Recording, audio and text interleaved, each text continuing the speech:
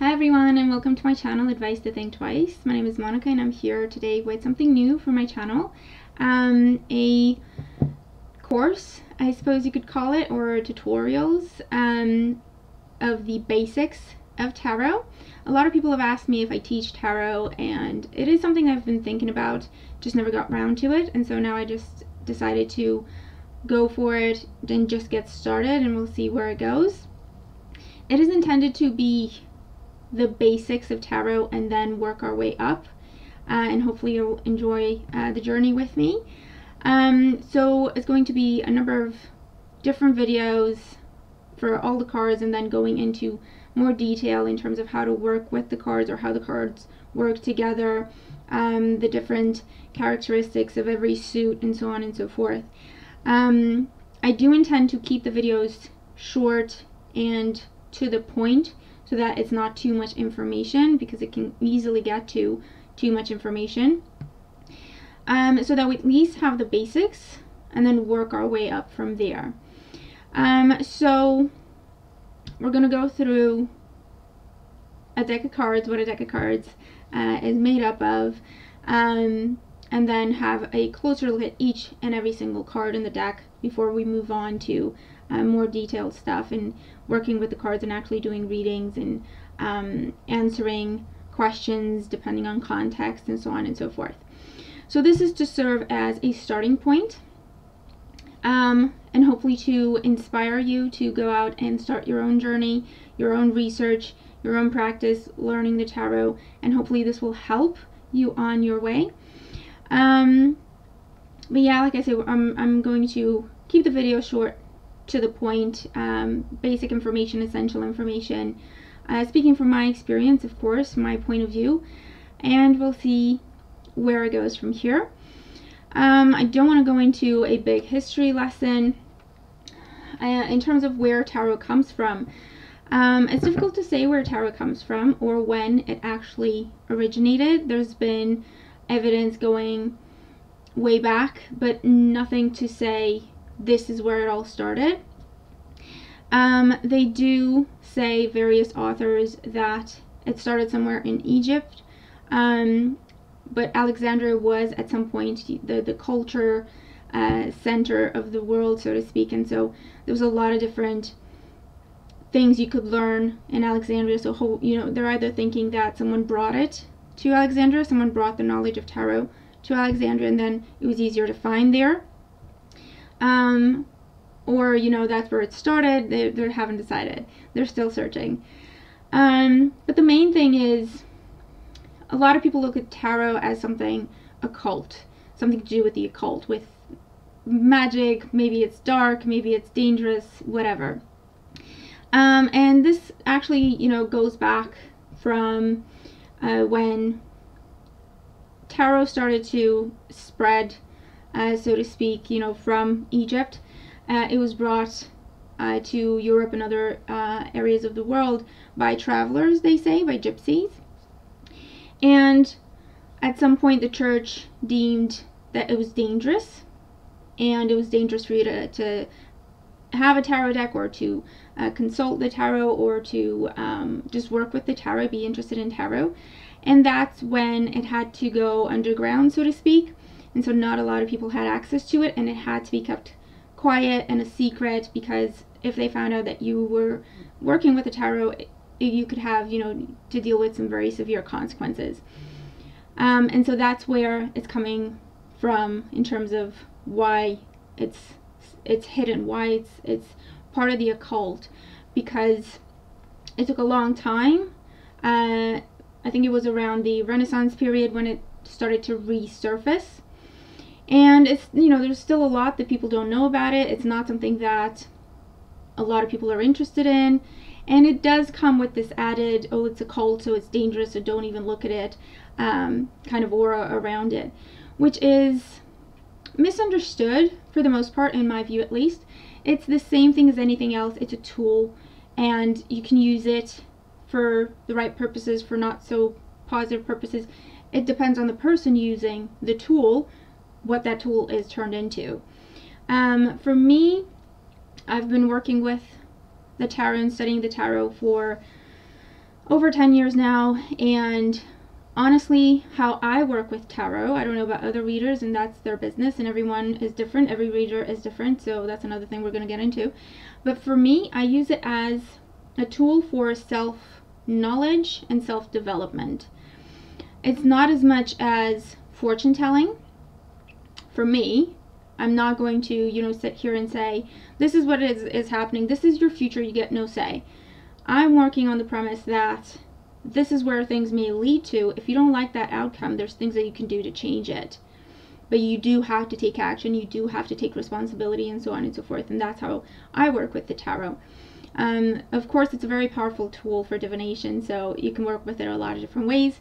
Each reader is different, unique, okay? Each of us has our own connection with the tarot. It's the same thing. That's why they always say, you know, don't go for the first deck you see, do some research and see which deck you're drawn to, because you do create a bond with your tarot deck.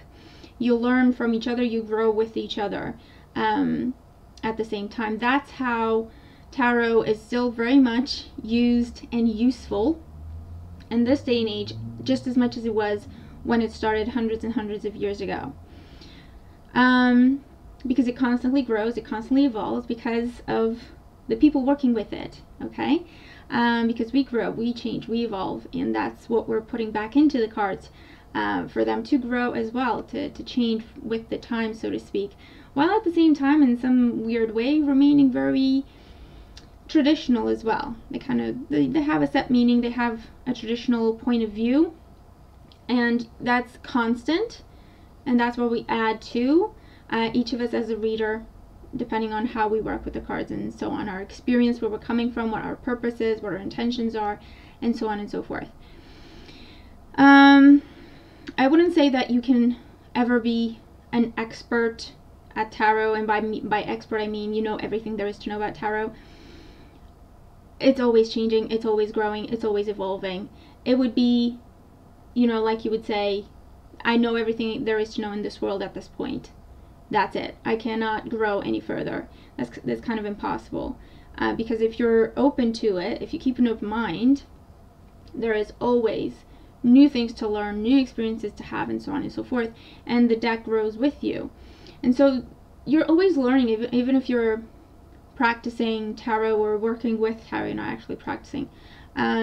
Working with tarot for 1 year or working with the tarot for 50 years, you're still learning. There's still a lot of that the cards could teach you. So it's okay to have your own style. It's okay to read in a way that is comfortable to you, in a way that makes sense to you, as opposed to trying to do what other people are doing, even though it's just not fitting. It doesn't work well with you. So I think that's a little introduction to the tarot, and now we're going to go into a different video talking about, you know, what a deck is made up of, and just take it from there. I do invite everyone to join in, leave comments, questions, add things to whatever I may say in a video. I have an idea of a structure that I want to adhere to, but I also want to leave it free-flowing so that my guides can guide me to say certain things at certain times that maybe most people watching would need to hear. But yeah, by all means, work with me here. Like I say, everyone has a different take on it, everyone has a different view on it, and as long as the purpose is for us to learn and grow together, that's anyone, you know, that's all that anyone can ask. And another question that I get, that I just remember now, is how did you learn the tarot? What book did you read? Honestly, I had one book, and it's just about the practice. It's not about what you read in a book. It's not about trying to memorize what you read in a book. There are certain meanings that, you know, stick with you, or they, you know, you do end up memorizing. However, it's, if you practice, you're just going to know the meanings. You're not going to feel the need to look it up in a book. Take your time, pace yourself, be patient with yourself. Don't rush yourself, get disappointed that you're not getting further along in whatever time. Take your time. It's practice, practice, practice. Practice makes perfect. You could look at a card and talk about it for hours, okay? And you could look at a card and just say, okay, that's the meaning, and move on. So it's really in the practice to go deeper and deeper and deeper. So yeah, take your time and just practice. Anything, every, silly question you may have that may seem silly, like, am I going to get my package today? Am I going to have that delivery today? Or anything simple, anything that you can also see the results of in a short amount of time so that you can check yourself. Ask the question, pull one card, just start with one card so that you're comfortable, and look up the meanings, and then just look at the card and see what else is telling you, and how it could connect to answering your question. And then write stuff down. Keep a journal. Absolutely. Write stuff down. This is my question for today. This is the card I got. This is what I got off the card. And then as the day goes by, this is what actually happened. And that's how you learn a great deal about how the cards speak to you. So yeah, hopefully this is going to be a starting point for you, and is going to inspire you and hopefully make things a little easier for you on your own journey with the tarot. So thanks for joining me. I hope that we have a wonderful experience learning the tarot, learning about the tarot, and I will see you in the next video. Take care.